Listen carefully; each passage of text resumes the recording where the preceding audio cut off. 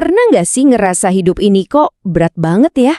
Nah, di bahasan kita kali ini, kita akan coba membongkar beberapa kunci spiritual yang sederhana, tapi dampaknya dalam banget. Diambil dari sebuah ceramah unik berbahasa Bugis. Siapa tahu, ini bisa bantu kita membuka pintu menuju ketenangan batin. Coba deh bayangin, setiap hari kita tuh diserbu notifikasi, dikejar deadline, macam-macam lah. Terus di tengah semua kekacauan itu, gimana caranya kita bisa pause sebentar aja buat nemuin kejernihan dan arah buat diri kita sendiri? Nah, sumber kita kali ini unik banget. Ceramah ini ngasih kita semacam kunci spiritual yang gampang banget dipakai. Ini bukan ritual yang ribet, tapi lebih kayak alat praktis yang bisa dipakai siapa aja buat membuka solusi dan menemukan ketenangan dalam hidup. Oke, siap. Yuk kita buka kunci yang pertama. Namanya shalawat. Nah, menurut ceramah ini, shalawat tuh ibarat kunci pembuka paling ampuh pas kita lagi ngerasa mentok atau buntu. Terus, shalawat itu apa sih sebenarnya? Intinya gini, ini tuh cara kita memuji dan memohon berkah yang diyakini bisa jadi semacam saluran buat mendatangkan pertolongan dan ketenangan dari Yang Maha Kuasa. Nah, lihat deh, ternyata shalawat itu nggak cuma satu macam loh, ada banyak gayanya. Mau cari berkah umum, bisa. Minta kesembuhan hati dan badan, ada juga. Atau mau yang lebih personal, lengkap. Jadi selalu ada yang pas buat kita. Oke, kita lanjut ke kunci kedua ya. Ini adalah amalan mengingat Tuhan, namanya dzikir. Dan kata Ustadz, pahalanya ini wow luar biasa besar. Jadi, zikir itu intinya praktek mindfulness. Coba deh bayangin, ini tuh kayak aplikasi spiritual yang jalan di background pas kita lagi beraktivitas.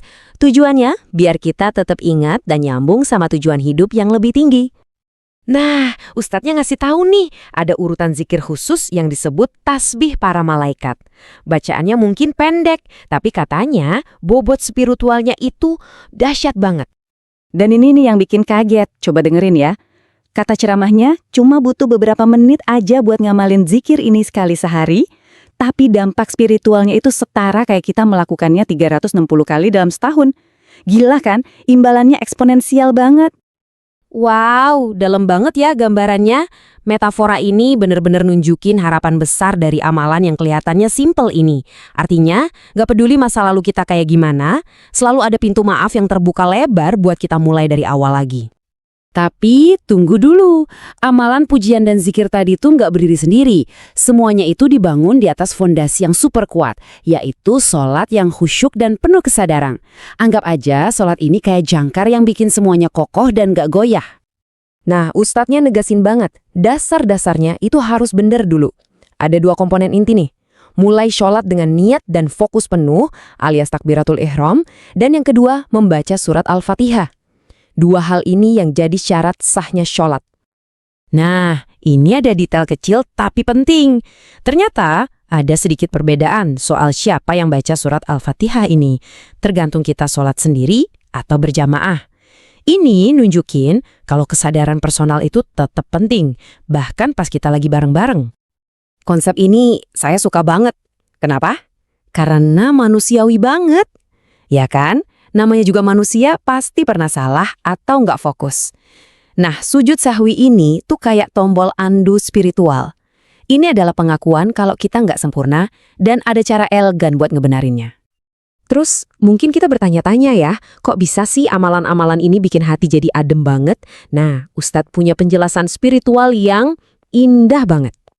Ini analogi yang kuat banget kan? Jadi rasa sejuk dan tenang itu bukan cuma efek psikologis, tapi katanya itu adalah kehadiran spiritual yang nyata, berkah yang kita rasain bareng-bareng. Jadi, lain kali kalau Anda ngerasain kedamaian yang aneh tapi nyata, mungkin itu bukan cuma perasaan Anda aja. Oke, sekarang mari kita kumpulin semua kepingan puzzle ini dan kita lihat apa sih inti yang bisa kita bawa pulang. Jadi, kesimpulannya, kita punya 3 kunci spiritual yang powerful. Pertama, ada pujian atau salawat. Ini alat kita buat buka pintu solusi. Kedua, ada mengingat atau zikir.